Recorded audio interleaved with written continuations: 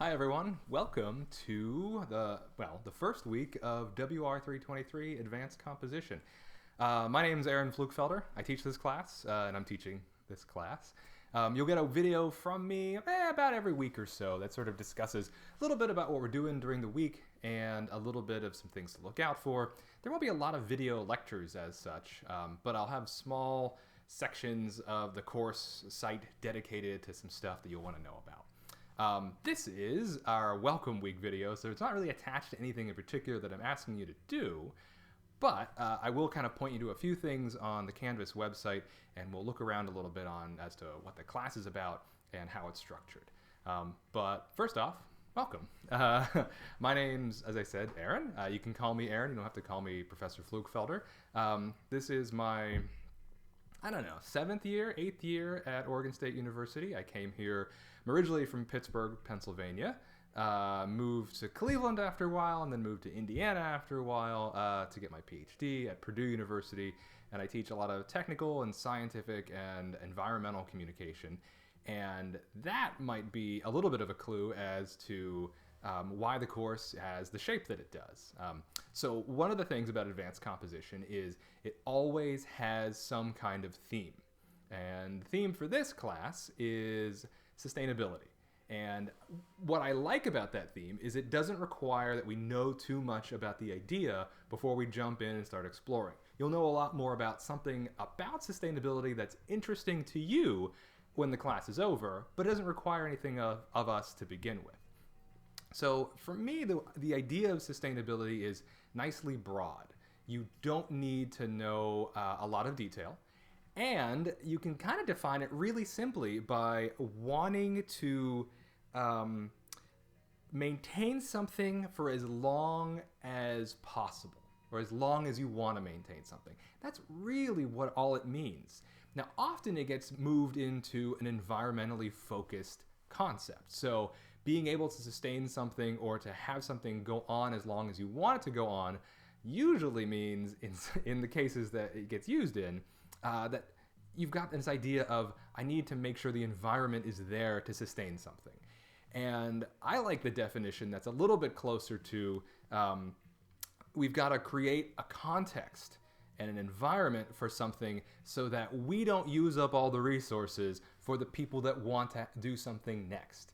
So if I think, let's say, humanity is a good idea and I want humanity to keep going, I kind of need to maintain the environmental conditions to maintain humanity, right? Basic stuff like that. Now, the cool thing about the idea of sustainability is you can do whatever you want with it. And it doesn't always have to have an environmental focus. So, for example, there's sustainability ideas in a business. You want your business to go on for as long as possible. You can use the term sustainability and define it how you want in there. I'm a big cyclist, for example, and there's issues in the cycling community that I want to maintain. So, for example, high-end bikes are made out of carbon fiber, and carbon fiber frames, once they're done, you can't do much else with them. I mean, it's epoxy and carbon fiber. It's hard to recycle. So that's a sustainability issue. You can do that with whatever you want to do, and hopefully you'll find something really unique for you in this class too, just broad definitions of sustainability. Now, the week 1 video will get into our first major unit and our first assignment, which will have to do a little bit with that, how do you define it, and in what context do you want to define it for? But before we head there, I do want to make sure we take a quick look at just our Canvas site and what's going on. You'll see on the left-hand side, you'll see our navigation sort of area, and I try to keep it to a minimum so you don't get overwhelmed with things. If you go to the home page, you'll be able to see a whole bunch of stuff. Now, I'll publish the class in 3 chunks based on our 3 units, just so you don't see too much stuff at once, right? You're starting with this welcome week. We're going to move into week 1, and you should see 4 things hanging out on week 1. There'll be a README, and that'll be a page that sort of directs you as to what to do for the week. Most things are due on Friday at the end of the day.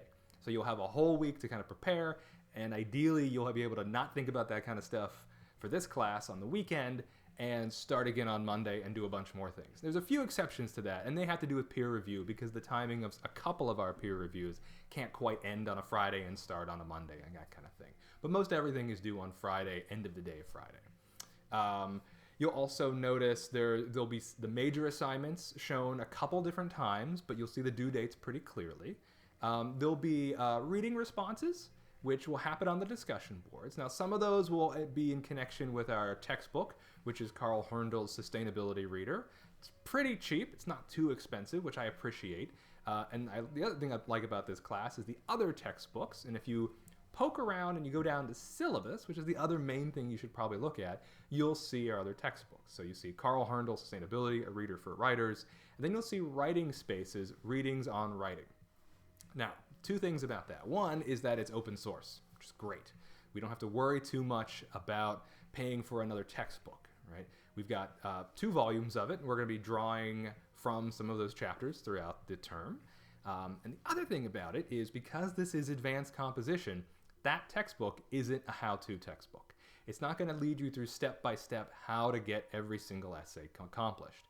An advanced composition class basically means you feel pretty comfortable, and you've chosen this class because you feel a little bit more okay with jumping into essays and some articles that will sort of move towards the later part of the term without having a lot of step-by-step directions. So the chapters that we pull out of there are big picture chapters about writing. They're not nitty-gritty details about writing, but that's free. And they're 2 PDFs and they're open source, and we can kind of do what we want with them, so we will. And you can kind of check out on that same syllabus page. You'll see all our projects and all the point values. You'll see our outcomes, and you can see all the details. A couple things to point out. There is a late work policy.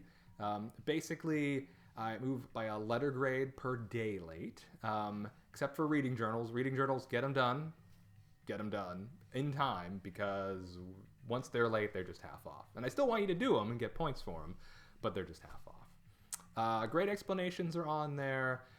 Format of all work is on there. And then there's some undergraduate research and writing studio, eCampus stuff, and then academic integrity and all the other usual things you'll find on the syllabus. So that shouldn't be too surprising.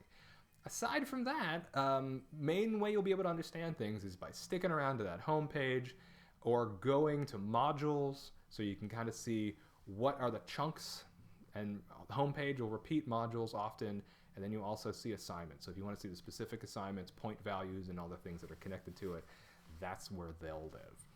There's not, like I said, not a ton of lectures in this class. This is a lot of, it's not self-paced, but it's paced so that you can get things done in a timely order. So that if it were totally self-paced, you'd be able to do whatever you want, whenever you want. Not quite in that spot. We're going to be in a little bit of a different place, where week by week you'll have things due. And I try to make all those due dates on a Friday, because I know one of the reasons you take an eCampus class is because you want to structure your own time around the things that are due. So, looking forward to this term. You'll see another video Monday morning for week 1, and we'll get things kicked off. I'll see you soon.